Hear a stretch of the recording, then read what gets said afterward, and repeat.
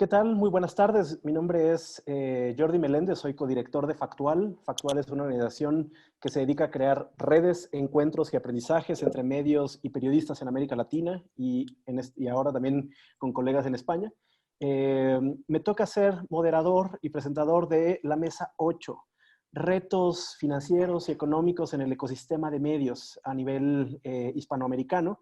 Y también esto nos permitirá hablar sobre los retos y las dificultades que pasan los periodistas emprendedores. Eh, Vamos a dar inicio a esta sesión del foro COVID-19. Les recuerdo el hashtag si quieren también utilizar en sus redes sociales para seguir desde ahí esta conversación. Nos acompañan 4 panelistas Incluso formas de sentir o reaccionar ante una situación. En diversas organizaciones de, de aprendizaje, de investigación, de acompañamiento y de apoyo a medios. Entonces, les voy a pedir a cada una de nuestros panelistas que en un minuto, por favor, se vayan presentando, que nos cuenten quiénes son, dónde están y qué hacen. Y me gustaría empezar desde el norte con María Catalina Colmenares, por favor.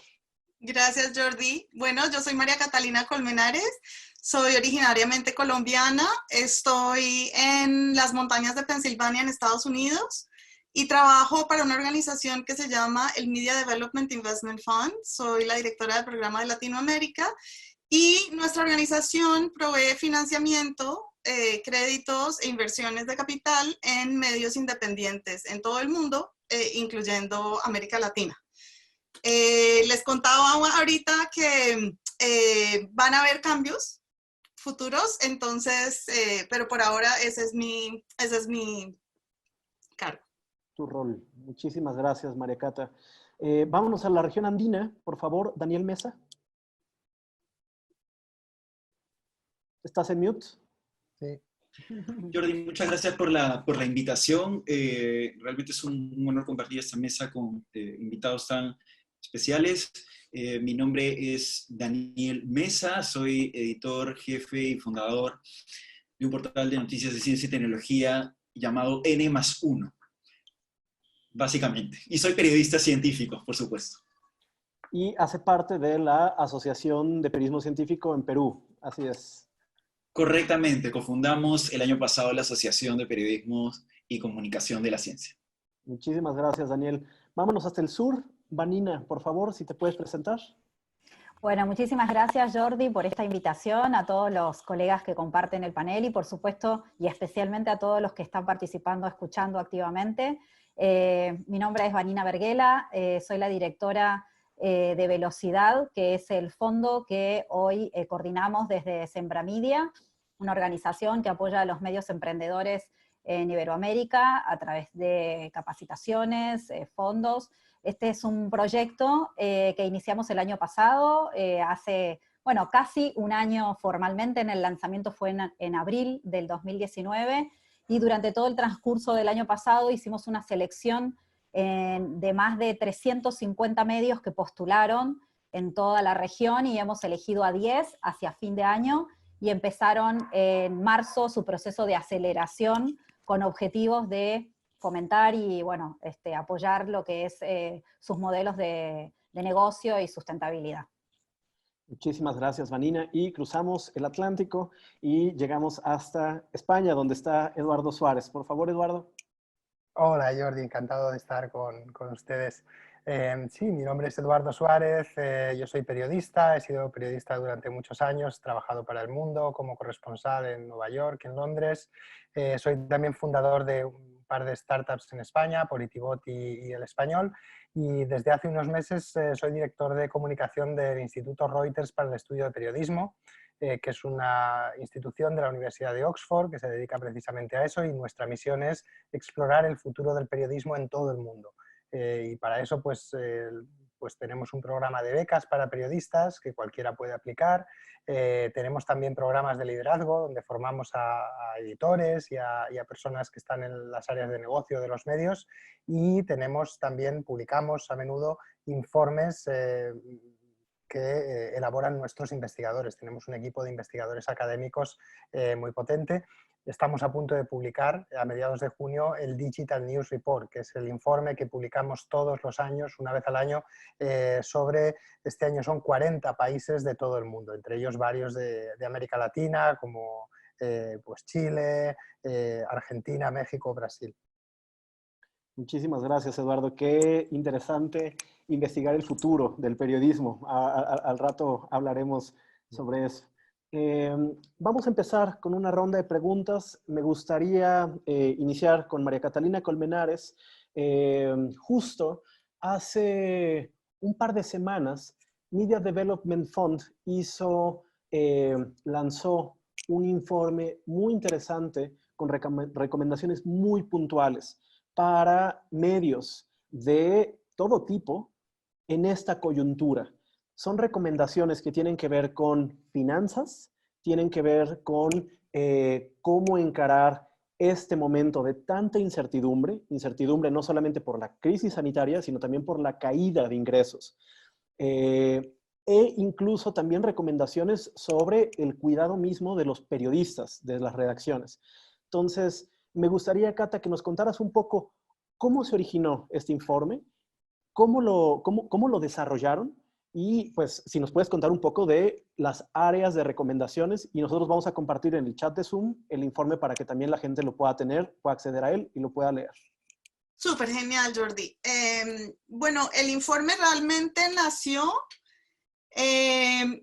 como un documento interno. O sea, a medida que empezó el COVID y a medida que todas nuestras organizaciones, o sea, todos nuestros clientes que son medios empezaron a sufrir como los efectos de la pandemia, en todas sus áreas, nosotros empezamos pues muy diligentemente a trabajar con ellos en ayudarlos, en apoyarlos, en pensar en estrategias para, digamos, minimizar los impactos negativos, especialmente de la reducción de ingresos.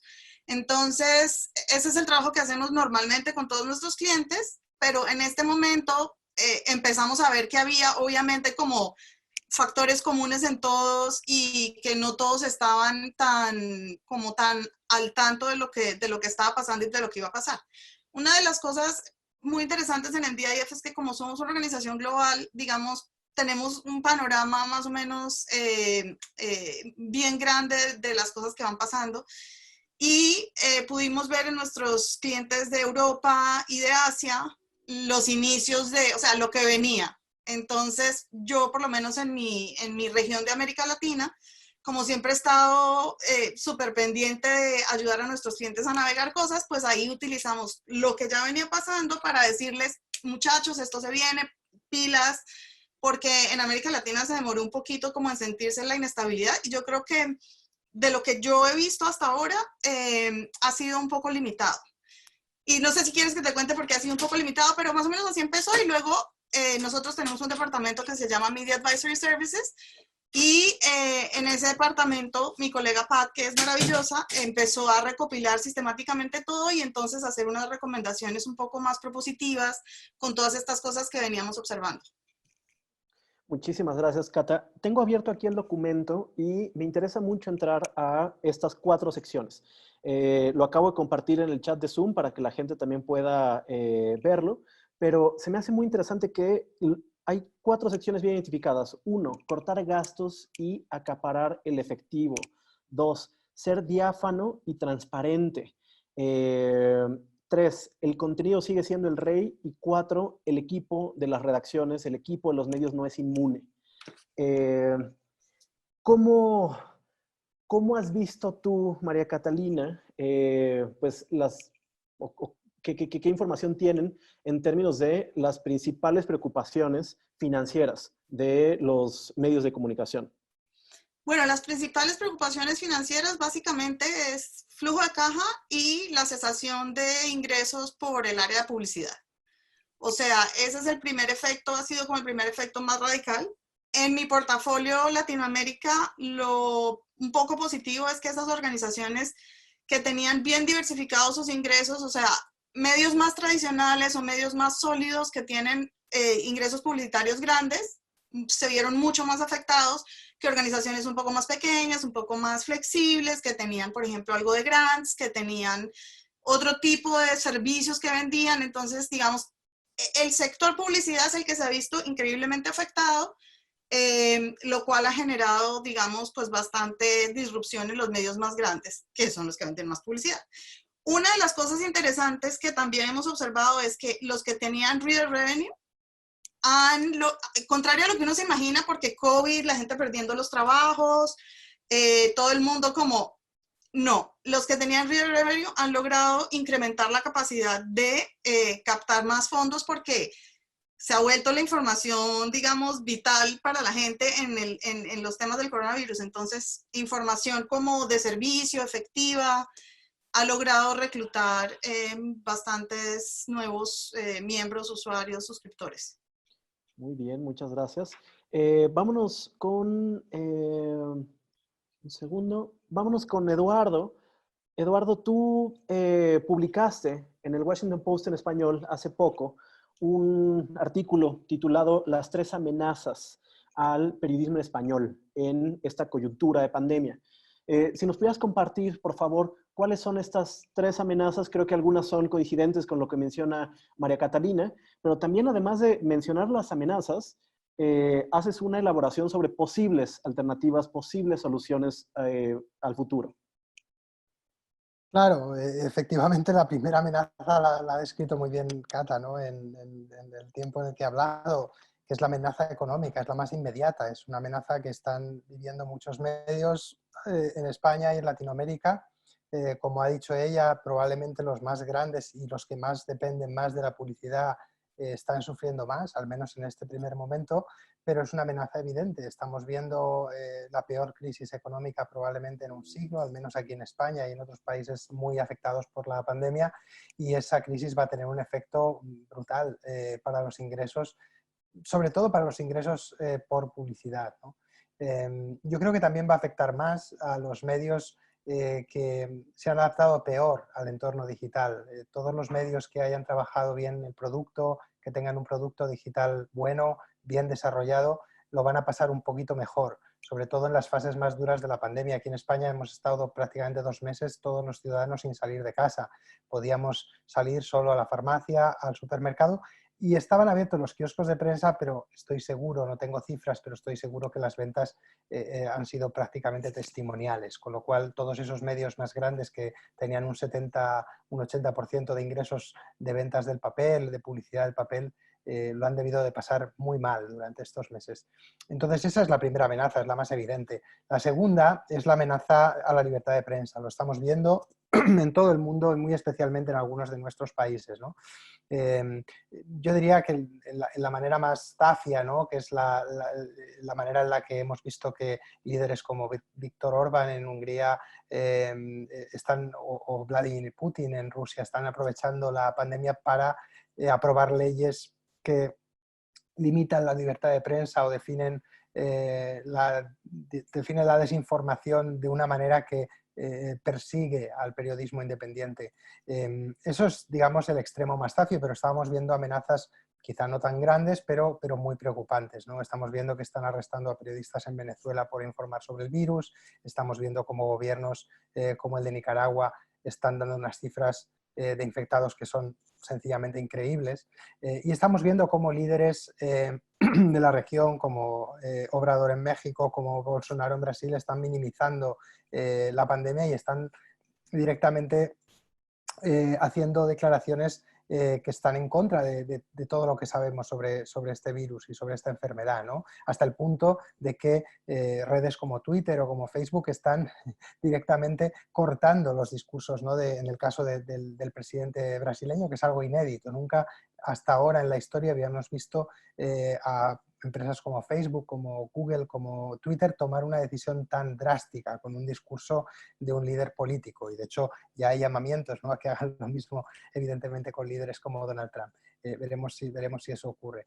Entonces, bueno, esas son las dos primeras amenazas, y la tercera, que es una amenaza quizá que ahora es un poco más etérea, pero yo creo que es real, y es la amenaza al futuro, ¿no? Al futuro, a los medios, sobre todo los medios pequeños, independientes. Muchos de ellos están en el portafolio de Medif, de Cata, y los ha mencionado antes, ¿no? Esos medios pequeños que han ido floreciendo en nuestros países, muchos de ellos digitales, la mayoría digitales, y probablemente en la primera fase menos amenazados, porque dependen también tienen digamos, ingresos más diversificados y dependen de grants y de otras cosas, pero yo creo que sí que es un peligro a medio plazo, ¿no? Y pues en el caso de España hay organizaciones sin ánimo de lucro como Maldita, que es una organización de verificación muy importante, como Cirio, que es una fundación sin ánimo de lucro también en España. Ese tipo de medios, en El Salvador, El Faro, en fin, hay muchos medios en nuestros países que son pequeños, que quizá no tienen el músculo para aguantar durante mucho tiempo y que, bueno, pues a medio plazo lo pueden pasar mal. Y por eso yo creo que las recomendaciones que hace Medif son muy, muy oportunas, ¿no? Y en España tenemos la fortuna de tener el caso del Diario, que es un caso de mucho éxito y que han sabido adaptarse muy bien a esta pandemia, presentar como una emergencia económica esta pandemia ante sus lectores, y gracias a eso han ganado muchos socios y muchos ingresos durante la crisis, por poner un poco una nota un poco más optimista, ¿no? En esta primera intervención. Claro. Y aquí voy a tratar de conectar dos ideas, tanto del estudio, no el estudio, las recomendaciones de MDIF y esto que mencionas, esto último que mencionas, Eduardo. Las personas de México quizás se habrán topado con un hilo el día de ayer o antier de Daniel Moreno Chávez, director de Animal Político en México. Una de las recomendaciones que hace María Catalina, bueno, que hace MDIF en este listado es ser diáfano con la redacción, con el equipo directivo, pero también con los lectores, con las audiencias. Y me llama mucho la atención que Daniel Moreno Chávez, director de Animal Político, en efecto, cuenta, hemos tenido que tomar una determinación de una reducción voluntaria de 30% de los salarios de todo el equipo con la intención de poder encarar de mejor manera los próximos meses. Y hace una explicación de las finanzas, ¿no? A muy grosso modo, de cómo, aunque tienen las mayores cantidades de visitas que nunca, los ingresos se están desplomando, algo que es prácticamente consistente con la gran mayoría de medios, ¿no? E increíblemente, o quizá no tan increíblemente por el tipo de relación que tiene Animal Político con sus lectores, pero estoy seguro que el crecimiento de suscriptores a Animal Político creció como ningún otro momento en los últimos años, ¿no? O sea, yo veía posts de personas con la captura de pantalla diciendo, me he suscrito, me he suscrito, me he suscrito. Entonces, creo que esto es algo fundamental para muchos de los medios. Sin embargo, una pregunta que estoy seguro que todos y todas tenemos también en la cabeza es, pues el bolsillo no nos va a dar nunca para suscribirnos a todos los medios. Y no vamos o sea, todos los medios no van a poder encarar de la misma manera, ¿no? Entonces, me gustaría pasarle la palabra a Vanina y que nos contara un poco, según entiendo, Fondo Velocidad es un fondo de apoyo que empezó a funcionar desde el año anterior, cuando se seleccionaron a ciertos medios ganadores de este fondo. Y les toca la crisis sanitaria y la pandemia a la mitad. Entonces, eso ha tenido que generar seguro algún tipo de reconversión, ¿no? ¿Qué alternativas están identificando o encontrando los medios que están alrededor de Fondo Velocidad, de Sembra Media y de ICFJ, Vanina? Bueno, en principio quiero recalcar que estoy en súper sintonía con lo que mencionó Cata y Eduardo, un poco el contexto y el diagnóstico, la realidad es esa. Pero también quiero, antes de responder puntualmente, Jordi, mencionar que lo que le está pasando a los medios no es ni más ni menos lo que le está pasando a todas las empresas del mundo en este momento. Cualquiera sea su servicio, su producto, bueno, con honrosas excepciones que por la situación, algunas empresas, como ha sucedido acá, empresas tipo Amazon, Mercado Libre, que bueno, por hacer, digamos, venta online, digamos, han aumentado sus ingresos, ¿no? Pero la realidad es que esto es algo, es tan extraordinaria la situación, que obviamente que impacta en todos, pero sí es importante, me parece mencionar que de alguna manera lo que sucede ahora en el contexto del coronavirus con los medios es casi que en algunos casos la estocada final de una crisis que se venía dando desde hacía muchísimo tiempo, especialmente en los medios de estructuras grandes, en los medios obviamente tradicionales, donde obviamente su posibilidad de movimiento es más compleja, donde su planta de equipos es mucho más grande, donde no han sido tan flexibles obviamente para digitalizarse como dice Eduardo, donde no han diversificado sus fuentes de ingreso y se han quedado, digamos, en los modelos tradicionales. En ese sentido yo creo que los medios emprendedores más chicos, si bien obviamente los puede tomar en este momento en una situación compleja, tiendo a pensar que van a salir mucho más airosos y van a poder manejar su cintura de una manera un poquito más fácil que los medios grandes, honestamente, ¿no? Dicho esto, y en el escenario de velocidad, déjame decirte que en realidad si bien nos toma a la mitad en el proceso general, nos toma al inicio el coronavirus del proceso de aceleración. Con lo cual, en realidad cuando prácticamente la semana, el día 16 de marzo que empezaba el proceso formal, fue casi el momento de la cuarentena en toda Latinoamérica. En distintos países se empezó a activar entre el 10 y el 20 la instancia de cuarentena, con lo cual la realidad, nosotros obviamente que hemos trabajado en este proceso como un escenario novedoso y de crisis, y todos estos medios tenían un plan de acción aprobado al 10 de marzo, y estamos en permanente conversación y monitoreo, obviamente de cada uno de los medios que son muy diferentes entre sí, y de distintos países, y con distintos objetivos de plan. En cada uno hemos ido tocando algunas teclas de ese plan, no completamente. Doy un ejemplo concreto, medios que a lo mejor tenían dentro de su plan la fidelización de su audiencia a través de eventos. Bueno, claramente esos eventos presenciales no se van a dar, pero bueno, no era la única actividad o el único objetivo.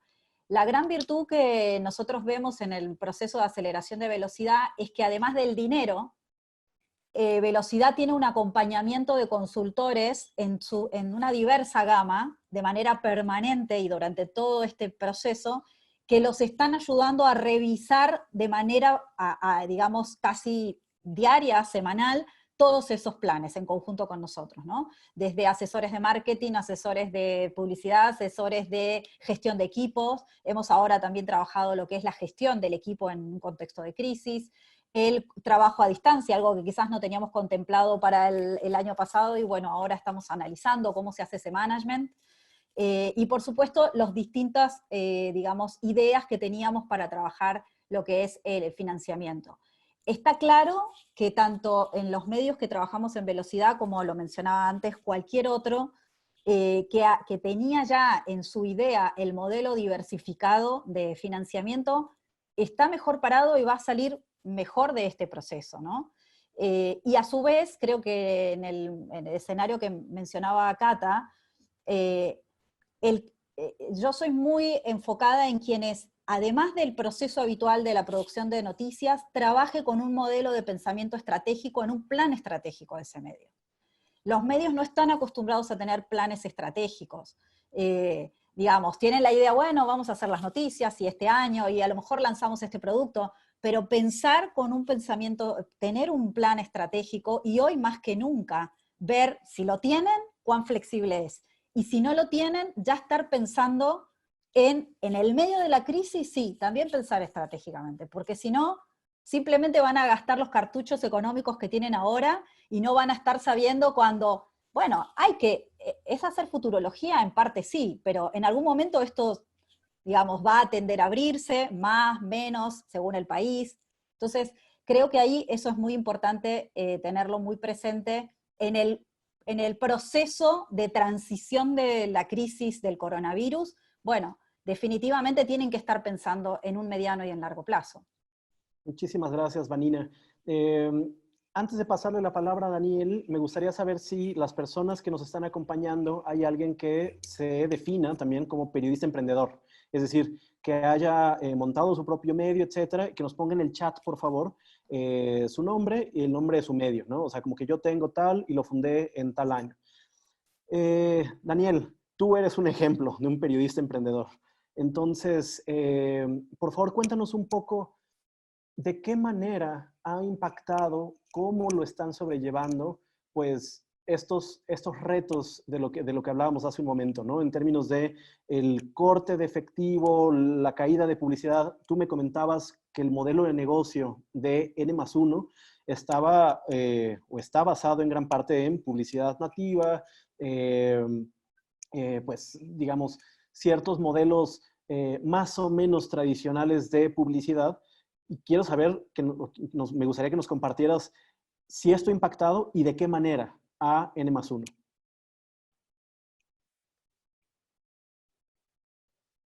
Gracias, Jordi. Sí, perfecto. Básicamente, bueno, más allá de la publicidad nativa, ¿no? Bueno, seguramente habrá opción de profundizar en ello. Yo quería comenzar esta respuesta con lo siguiente, ¿no? Y saludando también un poco estar en sintonía y de acuerdo en mucho de lo que han dicho los ponentes anteriores, ¿no? Esta es mi frase. En verdad, los periodistas científicos y emprendedores temíamos lo mucho que nos iba a golpear la pandemia, ¿sí? Pero nos dimos cuenta que la infodemia ya nos había revolcado mucho antes, ¿no? Ya nos había revolcado. Entonces, la respuesta, en realidad, a tu pregunta, yo creo que podría dividirla en 5, voy a tratar de ser súper. Y creo que esta situación de COVID nos pone en cinco problemas, ¿no? Que abordar, que resolver. Y la primera, como ya lo dijeron los ponentes previos, es el tema del dinero, ¿no? No es el único, pero pareciera ser el más importante, ¿sí? Es el único. Eso hay que, creo, subrayarlo, ¿no? Es curioso porque los periodistas en general estamos acostumbrados a hablar y criticar y fiscalizar, ¿no es cierto?, cómo le va a las autoridades, cómo le va a, qué sé yo, a las empresas, ¿no?, en la toma de decisiones aquí, se utilizó bien el presupuesto, se utilizó mal. Bueno, esto nos pone en una paradoja súper interesante y bastante sutil, ¿no? Ya que hablas tanto de otros, vamos a ver cómo te va a ti en manejar presupuestos. Creo que esto es importante, ¿no? Pero sin embargo, como vieron, la buena noticia es que los emprendedores, acaso, ya hemos pasado por circunstancias de crisis, ¿no es cierto?, de quizás no tan buenas condiciones laborales, de quizás falta quizás de trabajo, etcétera, ¿no? Entonces creo yo que los emprendedores o los medios jóvenes, ¿no?, estamos en una cierta situación de ventaja, esa resiliencia ya la tenemos un poco más entrenada, ¿no? Creo yo, como dicen, la peor parte se la están llevando los medios más grandes, ¿no?, que principalmente subsisten por publicidad, ¿no? La circunstancia en Latinoamérica, y creo que podría aportar esto, es bastante compleja, ¿no? Además de que hay crisis de periodismo, además de que hay COVID, ¿no?, es Latinoamérica, ¿no? Es Latinoamérica. Latinoamérica es un laboratorio especial, ¿no? En 2019, por ejemplo, Clarín despidió a decenas de periodistas con policías. En Colombia, la Fundación de Libertad de Prensa dijo que el año pasado habían 400 periodistas despedidos de sus trabajos. Ni el New York Times se salvó, ¿no? Ni el New York Times en español se salvó de cerrar. La misma historia con Huffington Post y BuzzFeed en México, ¿no? Tú lo debes saber bien, Jordi. Incluso despedidos de una forma indigna, impredecible, ¿no? Bueno, así de dura es la crisis, ¿no? Así de dura es la crisis. Bueno, en cuanto a N+1, y creo yo, en cuanto a los periodistas emprendedores, podríamos decir que con la pandemia, la continuidad de nuestras formas de percibir ingresos, ¿no?, con contratos o alianzas que habíamos logrado, se está poniendo a prueba, ¿no? Se está poniendo, diría yo, nuevamente a prueba, ¿no? A ver qué tan resilientes o qué tan relevantes son. En el caso de N+1, como tú bien lo decías, al inicio fue publicidad nativa, después también fuimos mudando un poco a marketing de contenidos y también fuimos a alianzas educativas, ¿sí? Más o menos esas 3 son nuestras fórmulas, si se puede llamar de alguna forma. Creo yo que simultáneamente, pandemia, ¿no?, el dinero siempre ha sido un problema, ¿no? Aunque las pagas pueden negociarse, ¿ya?, y pueden llegar a, digamos, tarifas interesantes, atractivas, ¿no? El tema del dinero, por ejemplo, en países como Perú, quizás como México, sé muy bien que eso sí en Colombia y Ecuador. Algunas empresas grandes no tienen la obligación de pagar a empresas aliadas o empresas pequeñas, ¿no? O a otras empresas en un lapso de 3 meses, ¿no? Recién a partir del tercer mes están obligadas por ley a pagar. ¿Esto es justo? No. ¿Es bueno? No, pero es la realidad, ¿no? Es la realidad de nuestros países, en los países que nosotros vivimos, ¿no? Ahora, una segunda lección, creo yo, y voy a tratar de acelerar un poco, es tratar de vencer las viejas prácticas, ¿no? Ahora mismo que los medios grandes están cayendo, bueno, hay que cuestionarnos si es que nuestros grandes referentes son lo que hay que seguir imitando, ¿no? Vemos los casos de los grandes medios a nivel local, el Diario del Comercio, El Tiempo, El Clarín, El Universal, ¿no es cierto? Pero también vemos incluso grandes referentes como el New York Times, ¿no? El propio reporte de Reuters, ¿no? Sobre medios e ingresos en medios, dice que la propia suscripción, algo que hasta hace poquísimo se creía como algo súper importante e irrebatible, ¿no? La propia suscripción está llegando a un techo, ¿no? Incluso menciona que por el hecho de tener que suscribirnos a varias cosas, ¿no? Incluso Netflix, ¿no? Entre otros, vamos a tener que ahora suscribirnos por noticias. Bueno, esa es una de las grandes paradojas actualmente, ¿no? Y lo dice Reuters y Oxford. Ahora, otro reto, creo yo, que es que ahora todos son periodistas de ciencia, ¿no? Todos son periodistas de salud, ¿no? Resulta que ahora todos hablan del virus, de epidemiología, de salud pública, ¿no? Y bueno, los periodistas de ciencia, tengo que poner la cara un poco por ellos, nos encontramos con inéditos competidores, ¿no? Esto es interesante, ¿no? Porque especialmente Jeff Jarvis dijo que el propio New York Times tuvo retos, ¿no? Al momento de cubrir temas de ciencia, ¿no? Los periodistas convencionales no necesariamente entienden la ciencia de la forma más correcta, ¿no? Y finalmente, ¿no? Bueno, antes de pasar al punto final, ¿no? El establishment en general es un poco injusto, ¿no? Es un poco, diría yo, a veces los periodistas de ciencia no son tan bien, digamos, considerados, ¿sí? Por decirlo de alguna forma. Podría, solamente con ánimos meramente descriptivos, citar algún caso, ¿no? En las principales becas o en los principales concursos de aceleración, etcétera, me parece que no hay un destaque especial de periodismo científico, ¿no?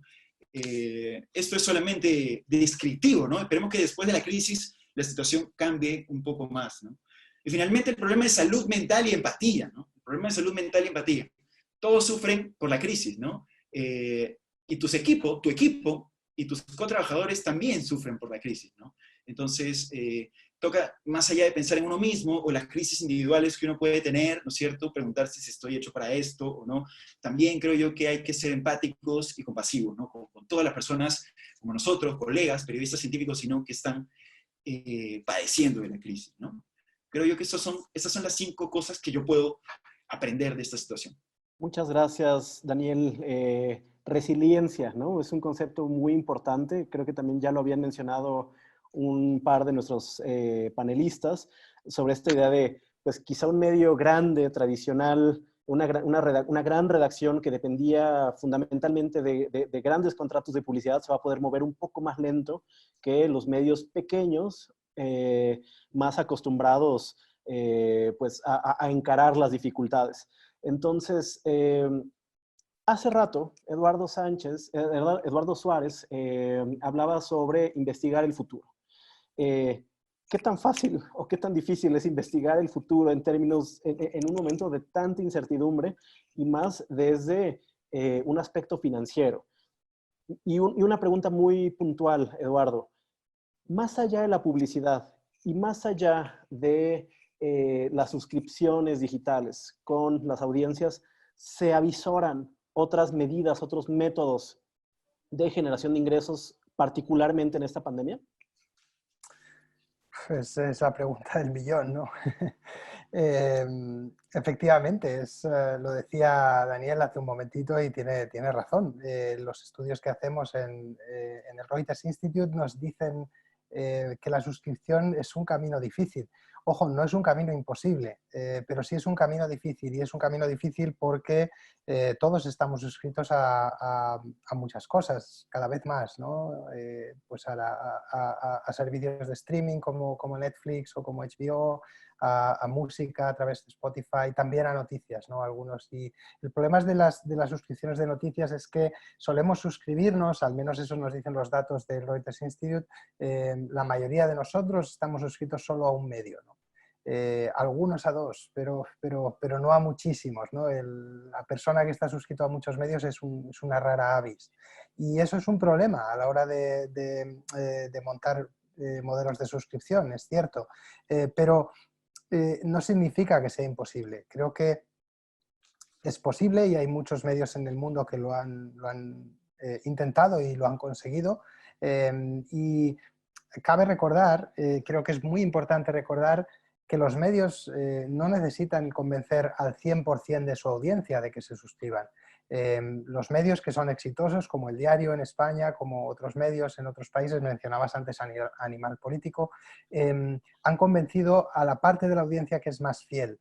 Y ese concepto de la conversión es súper importante, y tenemos que ser muy conscientes a la hora de diseñar nuestros productos informativos, en que debemos primero intentar atraer la mayor parte de la audiencia a esa fidelidad, crear hábito, crear fidelidad en un sector creciente de nuestra audiencia, y una vez que ese sector de la audiencia es fiel, ese es el sector que termina suscribiéndose.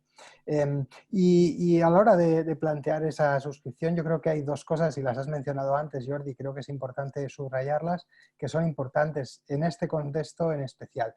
La primera es la transparencia. Mencionabas el caso de Daniel ayer con Animal Político, y fue muy parecido el caso del Diario. Los medios que normalmente tienen éxito en modelos de suscripción o de membresía son medios transparentes sobre sus finanzas, sobre las medidas de emergencia que tienen que tomar. En el caso del Diario fue así también. El director y fundador del Diario, en un post a mediados de marzo, contó el caso preciso del Diario, contó que se iba a desplomar los ingresos por publicidad, y también contó las medidas de emergencia que tenían que tomar, que eran básicamente bajar los sueldos de toda la plantilla. La gente que cobraba menos un 10%, la gente que cobraba más hasta un 35%. Fue transparente a la hora de presentar la situación. Y la segunda cosa esencial, yo creo que en cualquier modelo, pero en este caso concreto del COVID, es presentar la situación como una situación de emergencia.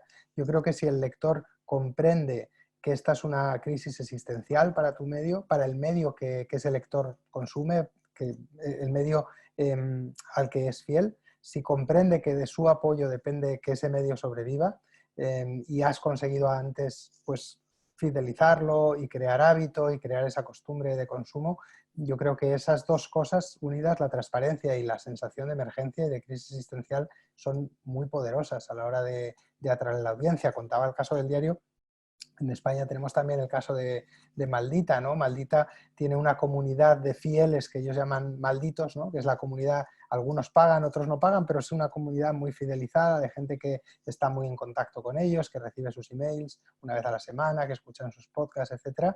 Y esa comunidad tenían, creo que eran 20 y pocos mil antes de la pandemia, y a base de esa transparencia y de ese hábito que han conseguido crear, ahora tienen casi 40.000, ¿no? Es algo que es esencial, o sea, crear hábito y crear fidelidad primero, y luego ser transparente sobre tus finanzas. A la hora de modelos, pues evidentemente la suscripción y la publicidad son los más evidentes. Hablaba alguien antes de los eventos, ahora es más complicado, aunque muchos medios están haciendo eventos virtuales. Tortoise en el Reino Unido los está haciendo muy bien, y otros medios en otros países. El Diario tiene algunos formatos también aquí. Y bueno, pues lo importante es encontrar las mayores vías de ingresos posibles y diversificar, como decía también María Cata al principio. Muchísimas gracias, Eduardo. Una pregunta abierta para María Cata y para Vanina. También, si gustan dar seguimiento a lo que acaba de mencionar Eduardo, pueden hacerlo. Pero me gustaría que nos contaran si entre la membresía de sus asociados, de los medios que componen o que son parte tanto del Fondo Velocidad como los que son parte del portafolio de MDIF, han identificado casos concretos de reconversión, no sé si llamarlo exitosa, pero al menos interesante en esta circunstancia. Yo sé que hay medios de tamaños súper distintos y creo que sería muy positivo y muy conveniente compartir también experiencias, por ejemplo, de medios pequeños, ¿no? O de medios que estén en lo que comúnmente se le llama el sur global. Cuando dices reconversión, Jordi, ¿a qué te refieres? Si han tenido que modificar algo en su estructura de negocios o si han tenido que reestructurar también pues, sus finanzas internas. Sí, yo creo que, o sea, todavía no es clara las reestructuras, pero creo que sí se han tenido que mover de muchas formas para poder abordar los retos. Y una de ellas, por ejemplo, es organizando rápidamente productos y contenidos alrededor de todo el tema del COVID. O sea, el COVID le cambió la vida a la gente. Para los medios significa, por ejemplo, tráficos mucho más grandes. Para algunos medios que tenían tráficos grandes y ahora tienen más grandes, igual significa la disminución de la publicidad programática, porque el tema coronavirus de todas maneras pertenece a una categoría, digamos, blacklisted. Entonces ahí hay una cantidad de cosas y para mí una de las cosas muy interesantes y uno de los medios que está haciendo cosas muy chéveres es Redacción en Argentina, que ha aprovechado, digamos, nuestra naturaleza súper social y súper, o sea, de social media. En Argentina es impresionante, en Latinoamérica en general somos de muy social media. Entonces, por ejemplo, la cobertura de Redacción en Instagram, todo lo que tiene que ver con sus newsletters, que ahora la gente está en la casa, tiene más tiempo de leer, no quiere leer todo el día temas sobre el COVID, pero también newsletters muy específicos sobre otros temas. Creo que todo eso, digamos, ha impuesto como una nueva dinámica de trabajo en términos de la priorización de los contenidos y la priorización de las audiencias. Y no sé si pueda dar otro ejemplo, que es el ejemplo de GK en Ecuador. Sí, por favor. Que también ha empezado a desarrollar un par de newsletters alrededor del tema del COVID. Y son cosas que, digamos, estos equipos que son bastante flexibles, pues pueden hacer. Y aquellos que conocen a sus audiencias y que saben, digamos, como cuáles son sus patrones de comportamiento, pues les queda más fácil diagnosticar cuáles van a ser o predecir, digamos, de qué forma los pueden servir mejor. Muchas gracias, María Cata. ¿Vanina? Sí, bueno, Cata mencionó uno de los medios que también apoya Velocidad, que es Redacción. Coincido plenamente con su lectura, su nivel de reenfoque hacia la temática del COVID les está dando muy buen resultado y obviamente una de las claves en ese aspecto que permanentemente estamos trabajando es, bueno, el COVID va a pasar, cómo se sigue después en términos de, bueno, obviamente de enfoque temático, ¿no? Pero me gustaría mencionar, asociado a esto, dos cuestiones. En algunos casos, vinculado a si es momento o no a veces de virar en los enfoques de cobertura o eventualmente lanzar nuevos productos o nuevos servicios.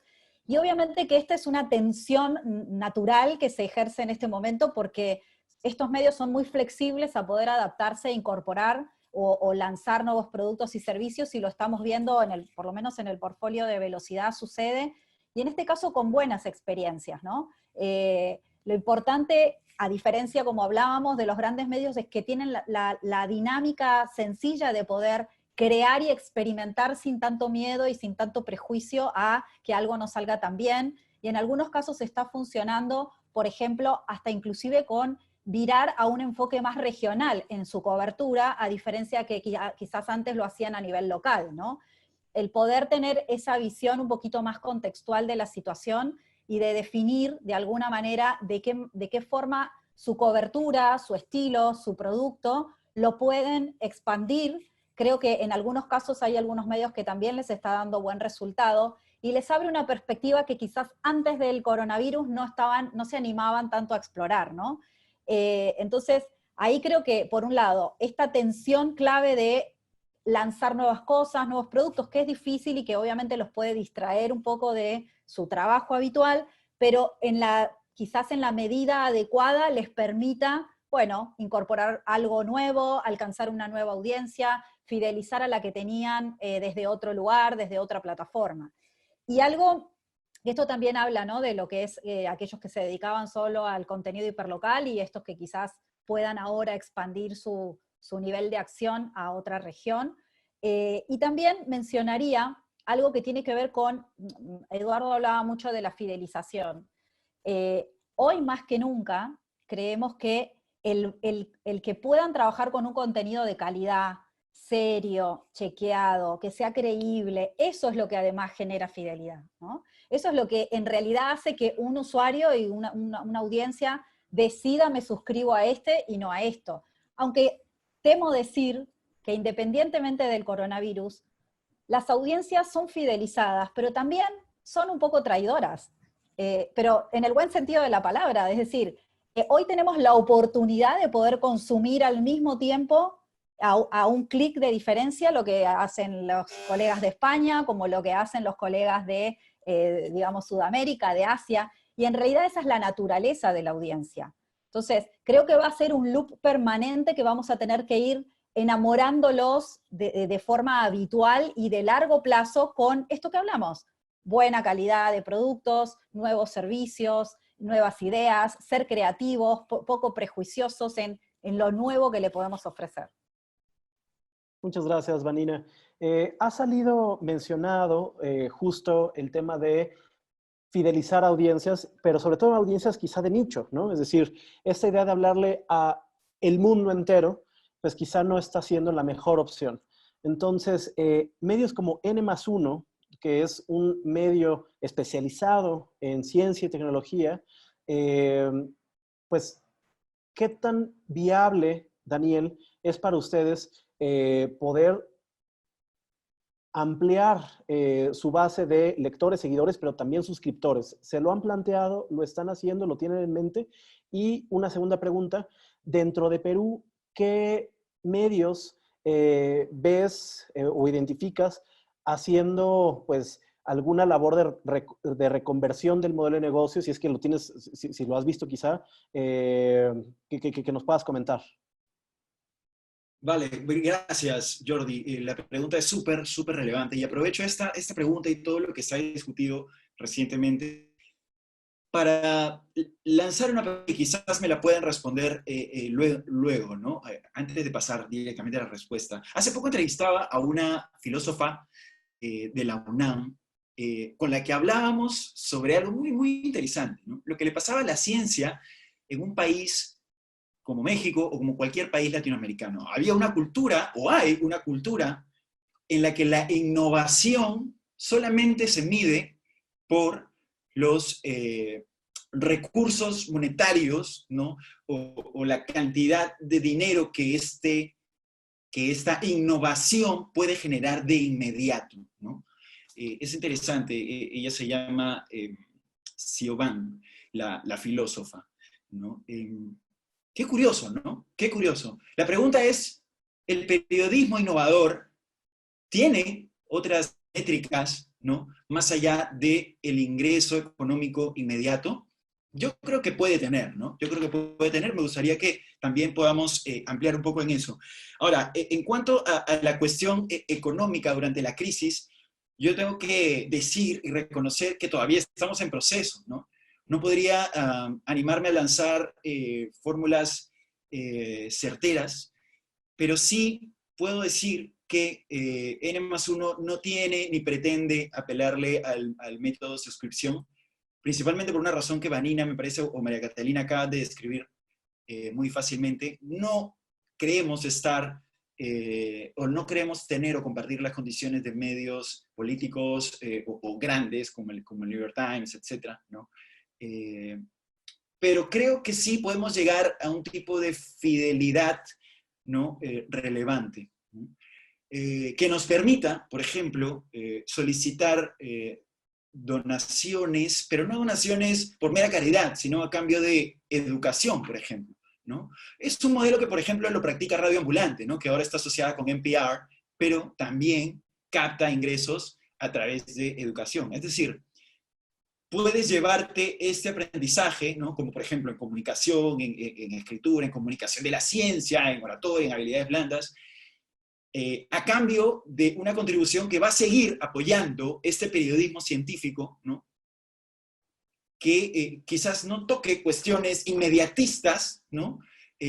Ultracoyunturales, pero sí que lo son en el nicho de la ciencia y la tecnología, ¿no? Y vas a poder seguir permitiendo que haya esta información de periodismo científico abierta, ¿no? Y creo que este es un método en el cual nos estamos enfocando ahora mismo y vamos a seguir buscándolo en el futuro. ¿Que vamos a intentar otras cosas? Claro que sí, claro que sí. Y las grandes lecciones que tenemos, no solamente de la crisis de COVID, sino de la crisis en general de los medios y de los medios emprendedores o los medios jóvenes alternativos, ¿no?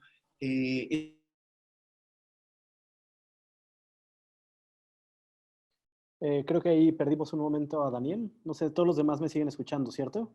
Sí, sí, te escuchamos. Y hay un científico, no, perdón, un profesor de emprendimiento en el MIT que precisamente habla de la antifragilidad, ¿no? Es decir, así como los sistemas biológicos, tecnológicos, económicos resisten a la presión, bueno, nosotros también debemos aprender a ser antifrágiles para poder evolucionar frente a la adversidad, ¿no? Ahora, si es que no hay fondos, bien, salgamos a buscarlos. Está el Fondo de Inversión para el Desarrollo que representa María Catalina, ¿no? Está Velocidad, ¿no? Esperemos que hayan más oportunidades de parte de Velocidad el año que viene, ¿no? Están las becas del Reuters Institute, por supuesto. Las oportunidades las hay, ¿no? A nivel de financiamiento para medios alternativos. Ahora, es importante diversificar tanto a corto como a mediano plazo, ¿no? Creo que es importantísimo articular el corto y el mediano o largo plazo, ¿no? Ambas creo yo que una sin otra no vive, ¿no? Entonces creo que las clases, en nuestro caso va a funcionar, o puede funcionar porque ya lo hizo antes, y quizás aprovechemos un poco la coyuntura de la COVID para meterle un poco más de punche, como decimos aquí en Perú, ¿no? Las donaciones creo que pueden funcionar. El crowdfunding creo que puede funcionar, lo he visto en medios latinoamericanos que ofrecen, por ejemplo, productos o prototipos de productos hechos en colaboración, ¿cierto? Del tipo Kickstarter, ¿no? Para que una vez que salga o sea terminado el producto pueda ser enviado, ¿no? De material, etc. Cosas de ese tipo, ¿no? O algún servicio innovador, ¿no? Ahora, creo yo que los medios alternativos en Perú siguen un camino más o menos similar, ¿no? No le van necesariamente a la suscripción, en realidad le van más al apoyo de los financiamientos de organizaciones internacionales, ¿no? El gran trabajo que hace Ojo Público, ¿no? El gran trabajo que hace Convoca, lo tiene creo yo, de financiamiento, más que de publicidad o otras formas de ingreso tradicionales, ¿no? Entonces, esos son los casos que yo puedo citar, ¿no? Creo que uno de los grandes retos también es colaborar con otras personas diferentes a ti y con otras instituciones diferentes a ti, ¿no? Claro. En el sentido de que el único capital no es el dinero. Termino con esto, ¿no? El único capital no es el dinero, es también las capacidades, es también la capacidad de intercambiar talentos, de intercambiar cualidades, ¿no? Por ejemplo, en Amazon ha hecho alianzas con organizaciones para eventos o para talleres, para alianzas educativas, etcétera, ¿no? Bueno, en realidad hay muchas cosas que hablar, no quiero explayarme tanto. Muchas gracias, Daniel. Voy a hacer una pregunta que espero que Eduardo, María Cata o Anina pudieran responder de manera breve para pasar a preguntas del público. A ver qué tan concreto puede ser lo que es un debate permanente y de años. ¿Contenido gratuito o contenido pagado? ¿Premium, freemium o gratis? Es decir, hay medios que le apuestan a que su contenido se pueda leer solamente a partir de una suscripción. Es el caso que para mí es paradigmático, es Reforma en México. Un muro completo, ¿no? Yo no puedo acceder si no estoy suscrito. Recientemente El País anunció su modelo de suscripción, que si no estoy mal, implica 10 artículos de lectura al mes. A partir de ahí se solicita una suscripción. Hay otros medios que ni siquiera se lo han planteado y la totalidad de su contenido es gratuito, como quizá el caso de El Español, Animal Político, en donde dicen, apóyanos para poder mantener este esquema, ¿no? ¿Ustedes qué ven? ¿Es posible mantener estos canales? ¿Creen que vamos a virar hacia alguno otro en los próximos meses y pues cuál es su feeling y su postura a este respecto. ¿Yo? Adelante. Mi feeling, bueno, como MDIF apoya el periodismo independiente, digamos, nosotros siempre hemos sido, pues, fanáticos o hemos preferido, digamos, que la información sea gratis y que se pueda diseminar lo más, digamos, generalizadamente posible. Habiendo dicho eso, cada medio tiene que escoger, digamos, como cuál es su formato, cuál es su esquema, dependiendo también de su naturaleza. O sea, hay medios de nicho que atienden audiencias muy particulares, cuyos contenidos son a veces muy costosos de hacer, tipo de information, y ellos, digamos, o sea, tiene todo el sentido que sea una suscripción y tiene todo el sentido que, digamos, es una transacción de un servicio muy especializado que la gente compra a través de esa suscripción. A mí personalmente me encantan los modelos de membresías, o sea, creo que todo el trabajo que ha hecho el Membership Puzzle Project realmente pues ha dilucidado como cuáles son los aspectos y obviamente el diario.es es como o sea, el epítome de todo lo bien hecho en términos de membresías. Y yo creo personalmente que en este cambio de panorama que estamos viendo en América Latina, donde hay periódicos como el periódico de mi familia, que es un medio local, muy querido en su entorno, pero con una mentalidad muy tradicional de como suscripción y como todavía impreso. El tema de membresías en esas regiones y en esas áreas locales no ha sido explorado. Y yo creo que algunos de esos medios van a poder hacer algún tipo de reconversión, si es que lo logran, hacer como apoyados por sus lectores. O sea, pero en el fondo creo que todo tiene que ver con la naturaleza de los contenidos, con la naturaleza del medio y con la disponibilidad de la gente a pagar por los contenidos. O de qué forma se relaciona la gente con ese medio para o pagarles o donarles o hacerse miembro, Claro. socio. Muchas gracias. Eduardo, Vanina, ¿quieren responder? ¿Se animan? Sí, sí, bueno, muy brevemente, coincido completamente con María Cata, o sea, cada medio tiene que encontrar su modelo y yo creo que esta discusión tendemos a veces a plantearla entre el blanco y el negro y cada vez más los modelos de negocio y los modelos de suscripción o de membresía están un poco en el medio. Cada vez hay menos medios que lo den todo gratis y cada vez hay menos medios que tengan un muro completamente cerrado, ¿no? Como el del Times de Londres, por ejemplo, o el de Reforma que citabas, que no lo conozco.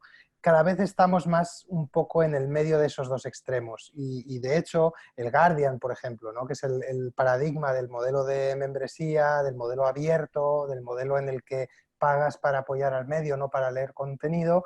Es cierto que sus contenidos son todos gratuitos, pero están vendiendo suscripciones a su app en el móvil y hay contenidos dentro de la app en el móvil que solo pueden verlos los suscriptores, por ejemplo, y están vendiendo suscripciones al papel y a su producto digital. O sea, cada vez es más tenue, digamos, la diferencia entre los modelos de membresía y los de suscripción.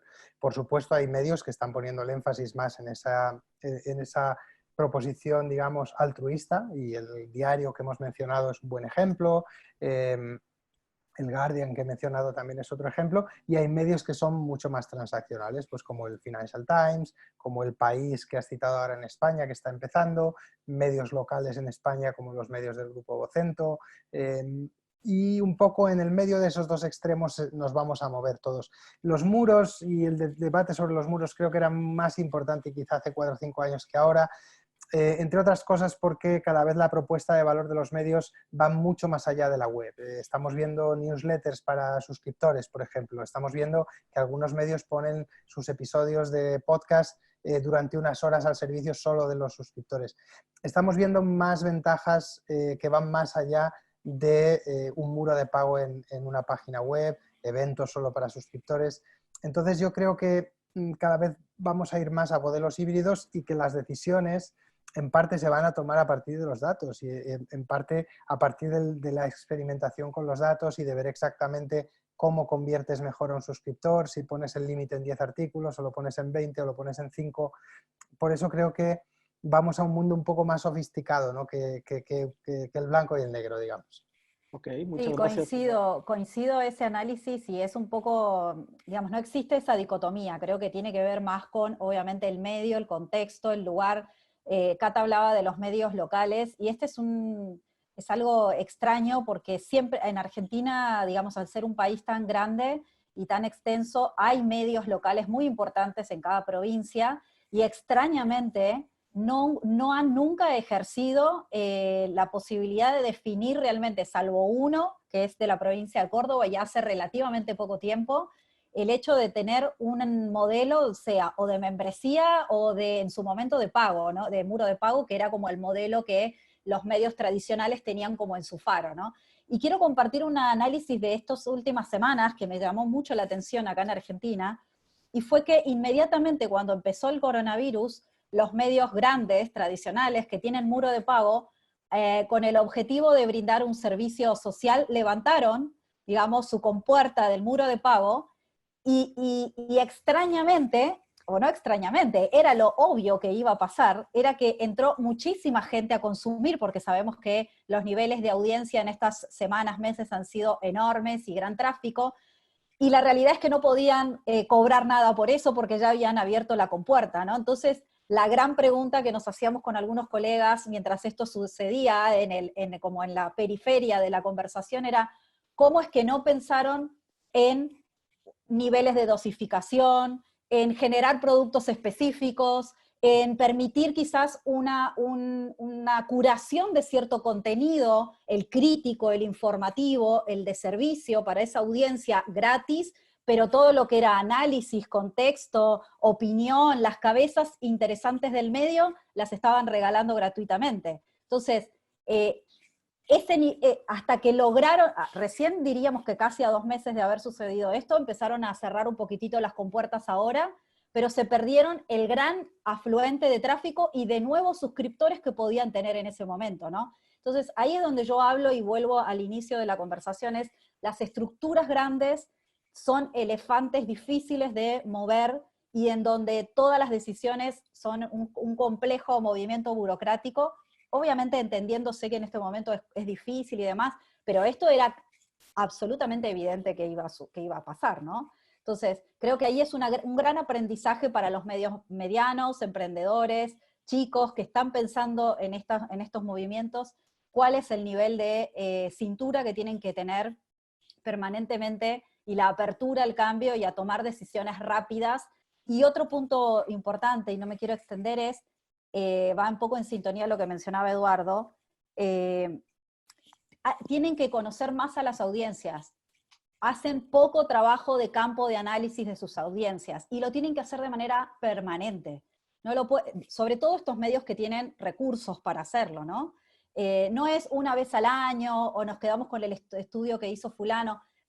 Tienen que tener un área de monitoreo permanente y de indagación de sus audiencias, desde el aspecto antropológico, sociológico, psicológico, y es algo que creo que muchos grandes medios todavía de nuestros países no atienden y no atacan, como para, bueno, un poco empezar a darles a la carta, de alguna manera, los distintos productos, los distintos servicios, los distintos contenidos, ¿no? Creo que ese es parte del horizonte que creo que está faltando un poco explorar. Muchísimas gracias, Vanina. Me encanta que haya salido el tema de las membresías, porque como evidentemente decían, una suscripción es algo mucho más transaccional, ¿no? Una membresía puede ser algo más fluido, amplio. Hay membresías que son, haz parte, hagamos equipo, dónanos horas, dónanos talento, no necesariamente dinero, ¿no? Y creo que eso responde parcialmente a una reflexión que Daniel Mesa ponía desde el inicio, es decir, pues no solamente es dinero, no solamente es plata, también puede haber otras fórmulas para medir el impacto y la relación con las audiencias. Les voy a poner en el chat de Zoom a las personas que nos acompañan la base de datos de The Membership Puzzle Project, en donde tienen pues identificadas cientos de opciones de suscripción y membresía de medios a nivel global, que puede ser muy útil para, pues, conocer un poco de ideas, ¿no? La mayoría están en inglés, pero hay medios de El Salvador, de Guatemala, de Argentina, de México, de Perú. Entonces vale mucho la pena que puedan mirar ese link. Hay dos preguntas que me parecen muy interesantes y que quisiera hacer al panel. No están dirigidas a ninguna persona en especial, pero Javier Cruz Mena, de México, de la UNAM, es una pregunta larga, voy a tratar de resumir. Dice, bueno, estamos en un momento en donde los periodistas de ciencia pues son más necesarios que nunca. Y al mismo tiempo, los periodistas, digamos, no especializados, han tenido dificultades para especializarse a toda prisa. ¿Cómo podemos hacer, cómo se puede hacer que desde los medios se ponga al mismo nivel de relevancia, pues sí, al mismo nivel de relevancia, de importancia y seguramente también de proyección de sueldo a los periodistas de ciencia, los periodistas especializados, que a los colegas más respetados, ¿no? ¿Ideas? ¿Algo que se les ocurra? Bueno, no sé si nosotros podemos responder a eso, en realidad es más lo que le toca al medio de alguna manera valorar el trabajo, en este caso de los periodistas científicos. Acá en Argentina ha sido una gran discusión y sé que en otros países de la región también, porque obviamente con lo que ha sido la flexibilización y la reestructuración de los medios han ido despejando a los especialistas de educación, al especialista en ciencias, ¿no? Digamos, esas especialidades tan interesantes y que, bueno, se han quedado quizás con los de economía nada más, los de deportes y espectáculos. Yo creo que hoy más que nunca es cuando tienen que tomar valor estas especialidades, pero bueno, ya ese es un trabajo, me parece, de revisión interna de cada uno de los medios, en donde obviamente lo que es no solamente ciencia, sino como indiqué antes, salud, educación, creo que son 3 materias que hemos dejado de visibilizar en los medios de comunicación, algunas veces pecando únicamente de entrevistar al médico o al científico, y no teniendo dentro de su planta de trabajo, digamos, a estos periodistas que se forman para poder traducir de alguna manera, de una forma más amable, las complejidades que tienen estas ciencias, ¿no?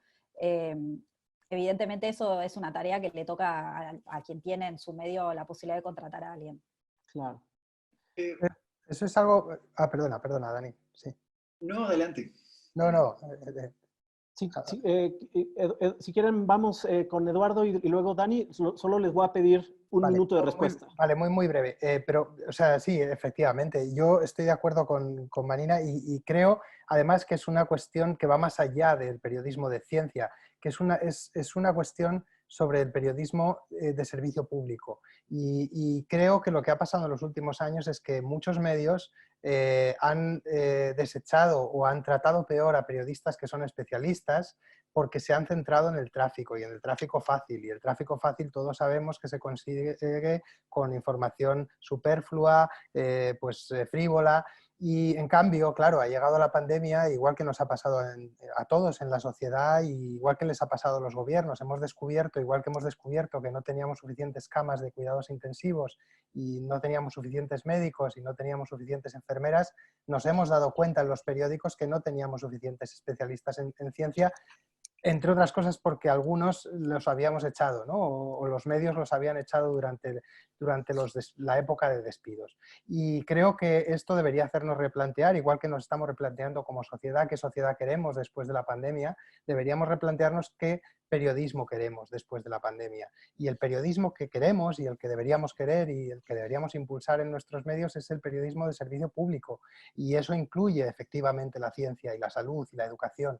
Pero esas materias muchas veces en los medios se desechan o se han desechado para cubrir información más frívola o para cubrir política barata, ¿no? Muchas veces polémicas políticas que no llevan a ninguna parte, y ahora nos estamos dando cuenta de lo que es superfluo y de lo que es realmente necesario. Y claro, la ciencia y la salud y la educación son necesarias.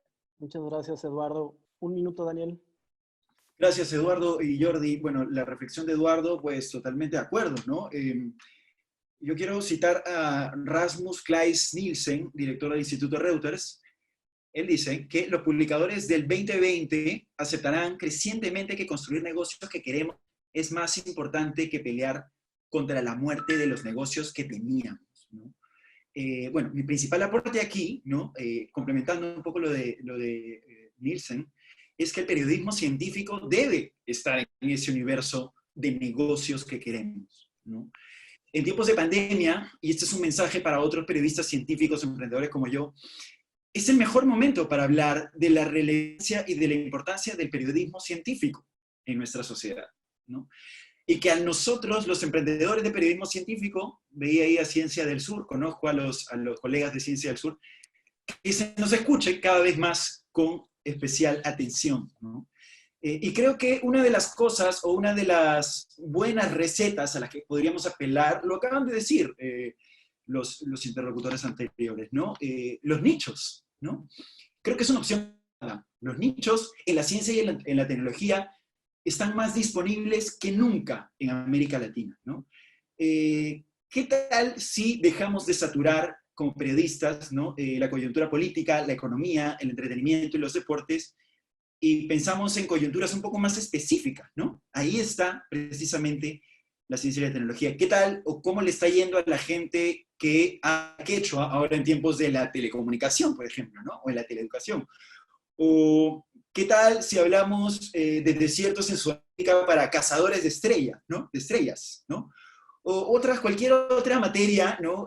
Puede ser paleontología de primates, o puede ser problemas sociales diversos. Es decir, realmente tenemos muchos campos por explorar, ¿no? Y también el tema de la localidad, ¿no? ¿Qué está pasando en las provincias o en las regiones, ¿no?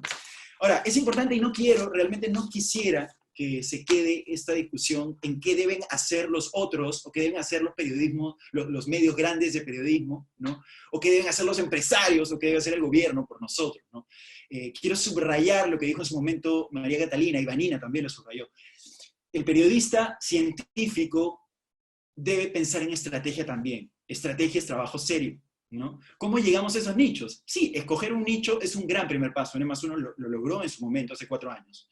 Pero también debemos pensar en estrategia, ¿no? Cómo nos encontramos con nuestros lectores, cómo hacemos que este plan sea atractivo también para esas personas que van a invertir en nosotros, tanto como para los lectores como para las organizaciones, ¿no? En el caso del periodismo científico, creo yo que nuestro público principal a nivel de organizaciones son las universidades, ¿no? O los centros de investigación, o las políticas públicas, en ese sentido, que quieran financiar o fomentar la innovación, ¿no?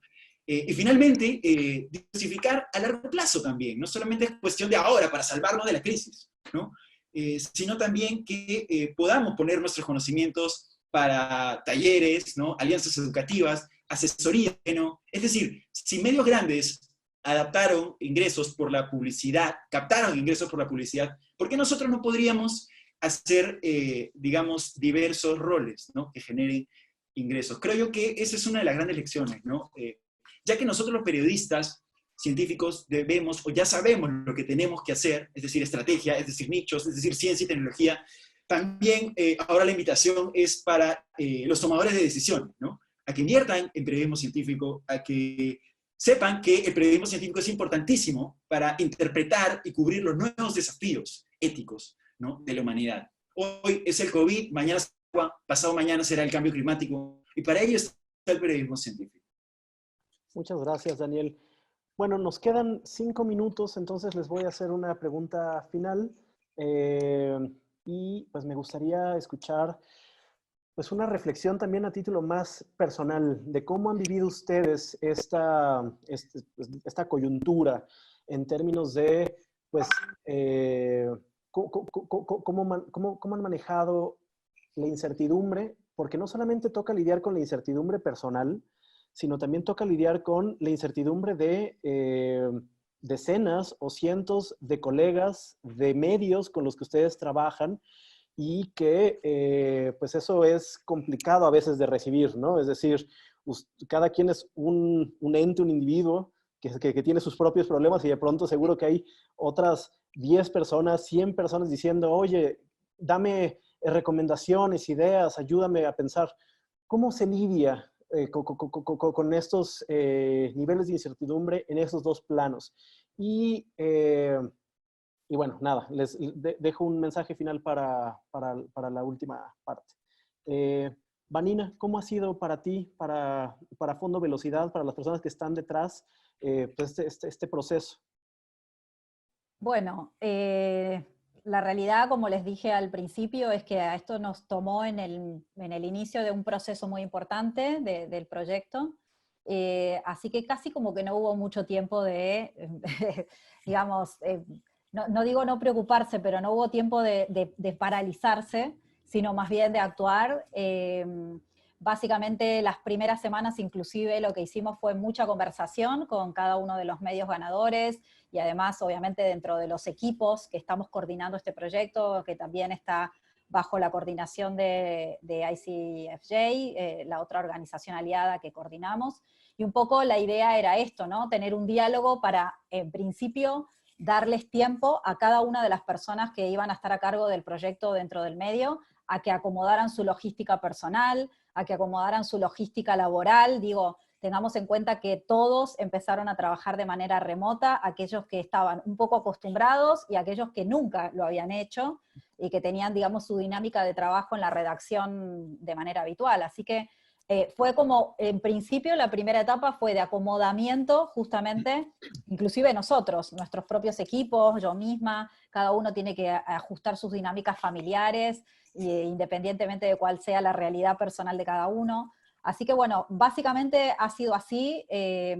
Manejar la incertidumbre, creo que nadie sabe manejar una incertidumbre de esta magnitud, en donde tu amigo, tu familiar, tu colega y el lugar de la gente con la que trabajas manejan la misma ansiedad, el mismo temor, la misma incertidumbre. Nunca estuvimos todos al mismo tiempo en la misma sintonía, así que en realidad no puedo responder a eso, simplemente fue trabajar muchas horas, seguimos trabajando creo más horas que antes para poder acoplar a esta situación, y bueno, estar permanentemente en diálogo y monitoreo de las situaciones, inclusive más extremas personales de algunas de las personas con las que trabajamos, ¿no? Con situaciones de salud, obviamente muy, muy complejas, así Claro. que bueno, transitándolo de la mejor manera posible y conversando mucho. Muy bien, María Catalina. Bueno, nosotros en MDIF transitamos la incertidumbre, específicamente en el trabajo con los clientes, de formas que están descritas en la primera parte de las recomendaciones. Es decir, ¿qué parte de la incertidumbre se puede programar o proyectar? Entonces empezamos a trabajar muy de cerca con los clientes para poder establecer, digamos, en esos medios rápidamente estados financieros, flujos de caja, suponiendo una disminución del 30, del 50, del 70% de los ingresos, moviéndola de 6 meses, ¿qué pasa si dura 12 meses? ¿Qué pasa si son 18? Es decir, tratando de poder contemplar todos los escenarios posibles, cosa que cualquier incertidumbre futura, de alguna forma hayamos, digamos, pensado cómo abordar si pasa esto, cómo abordar si pasa aquello. Y otra de las recomendaciones que yo creo que es muy importante y que yo de verdad quiero enfatizar, no importa el tamaño del medio, no importa si es grande, pequeño, emprendedor, no emprendedor, tener datos al alcance, tener buena calidad de reportes, tener buena calidad de información, permite manejar cualquier situación mucho mejor, porque entonces uno puede, o sea, uno tiene ya la información y uno puede hacer las proyecciones necesarias, puede hacer, pero en algunos casos, y no solo hablo de la parte financiera, digamos, en temas de audiencias, en temas de analytics, o sea, tener buenos sistemas de información y actualizados permite, digamos, como vislumbrar qué tipo de respuesta puede uno generar ante un tipo de afectación. Entonces, básicamente, así nos hemos centrado y luego a nivel interno y a nivel personal, pues ya creo que cada quien tiene sus herramientas para para lidiar con ello. Recomendamos mucho también como reunirnos con los colegas, o sea, como hacer como sesiones de terapia colectivas, en fin. Hay que... Claro. Y tener muy presente la salud mental de las personas que, pues, que trabajan en los medios, que trabajan en las diferentes organizaciones, o sea, estar muy pendientes de cómo esto va afectando, porque no todo el mundo le afecta distinto ni en el mismo momento, en fin. Claro.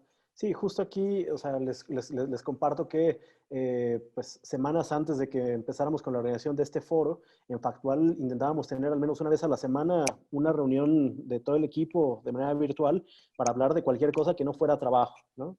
Simplemente para saber cómo estaban, cómo lo estaban sobrellevando, etcétera. Entonces, esto último que dices se me hace muy pertinente, María Catalina. Eduardo, la misma pregunta y te voy a sumar una más. ¿Qué podemos esperar desde el Instituto Reuters? No sé si ya estén en proceso de algún nuevo estudio, algunas nuevas recomendaciones, algo que podamos esperar en los próximos meses. Claro, sí, te cuento muy, muy brevemente. En el plano personal, pues bueno, la verdad es que a mí me ha sorprendido todo en Madrid porque estaba aquí para unas conferencias a mediados de marzo que se suspendieron. De repente tuvimos todo el confinamiento y llevamos 2 meses aquí, tanto mi pareja como yo.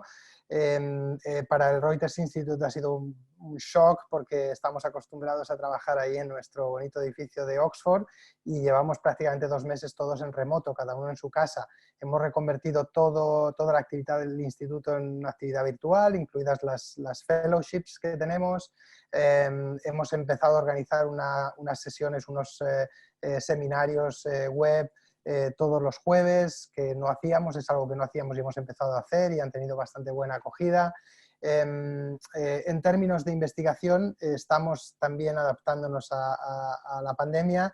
Hemos publicado 2 informes originales sobre la pandemia, uno sobre desinformación y bulos, que publicamos a principios de abril, el otro sobre cómo consumen las noticias y la información sobre el coronavirus en 6 países, incluidos 2 hispanohablantes, España y Argentina. Es un informe que está traducido en español en nuestra página web, lo pueden encontrar allá. Y bueno, estamos trabajando ya en más cosas. Lo más inmediato, lo más importante que tenemos a mediados de junio es la presentación del gran informe anual que hacemos todos los años. Es un informe que llamamos Digital News Report. Es el informe en el que examinamos cómo consumen noticias las personas que viven en 40 países distintos. Este año estrenamos 2 países, que son Kenia y Filipinas. Pero bueno, tenemos 40 países, entre ellos muchos hispanohablantes, España, Argentina, Chile, México, también tenemos a Brasil. Y bueno, este año tenemos mucha curiosidad, la encuesta la hicimos en enero, es decir, antes de la pandemia, pero también tenemos datos frescos de ese informe del que hablaba antes que presentaremos en junio y que nos dicen un poco, también un poco sobre cómo ha afectado la pandemia a la forma en la que consumimos la información y la confianza que la gente tiene en los medios. Una de las cosas que hemos detectado es que ha subido tanto el consumo de información como la confianza que la gente tiene en los medios durante la pandemia y vamos a ver, ojalá, eso se traduzca en algo que dure, ¿no? Y que de repente la gente se haya dado cuenta de lo importante que es tener información confiable y de repente pues consigamos que eso se pegue y que el año que viene esa confianza esté con nosotros todavía, aunque haya pasado lo peor. Fantástico, Eduardo, muchísimas gracias. Y para finalizar, Daniel, veo que aquí nos acabas de compartir un formulario, dices que estabas trabajando en un libro sobre emprendimiento en periodismo científico. Justo había preguntas que ya no pudimos abordar, que es exactamente sobre esto, ¿no? Modelos de negocio sobre periodismo científico. Entonces, si nos puedes contar un poco de qué va este libro y algún anuncio que quieras también hacer. Bueno, muchísimas gracias. En realidad ha sido todo un honor poder compartir esta mesa con... ¿me están escuchando? Sí. Con personas como Anina, María Catalina, Eduardo y por supuesto Jordi.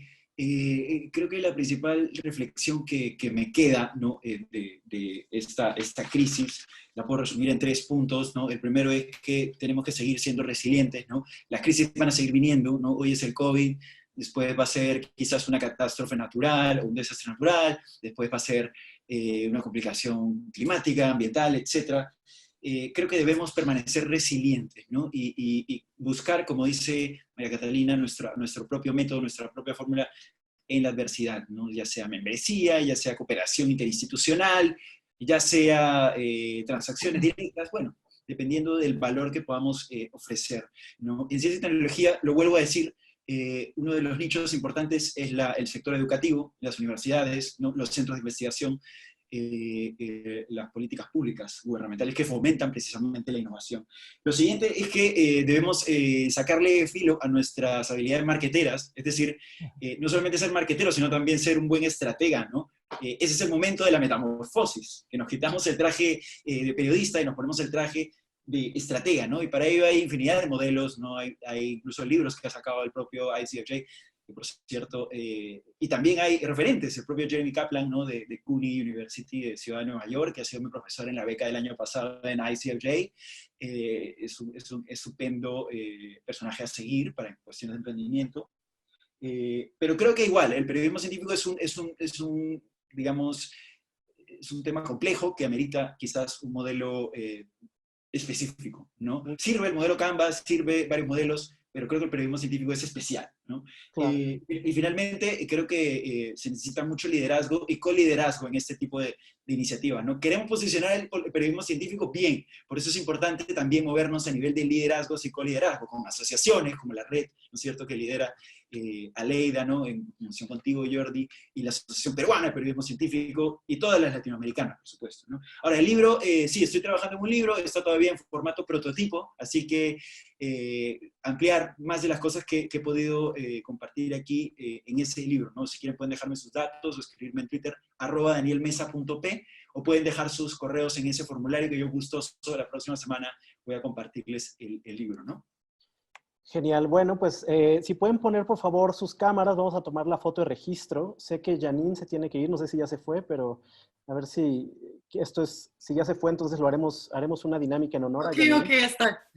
Vamos a ponernos de pie porque tenemos muchas horas estando sentados. Entonces, por favor, si pueden poner sus cámaras, si la gente se puede parar, estírense un poquito, estírense un poco. Y vamos a tomar nuestra foto de registro. Entonces, sonrían y estírense. 1, 2, 3. Entonces, va una más. Estírense. 1, 2, 3. Exacto. Y la última, si gustan poner sus cámaras. 1, 2, 3. Listo. Fantástico. Abrazo a todos. Muy bien hecho. Por acompañarnos. Muchísimas gracias, Eduardo, María Catalina, Vanina, Daniel, por estar presentes en esta reunión. Muchísimas gracias a todas las personas que se conectaron.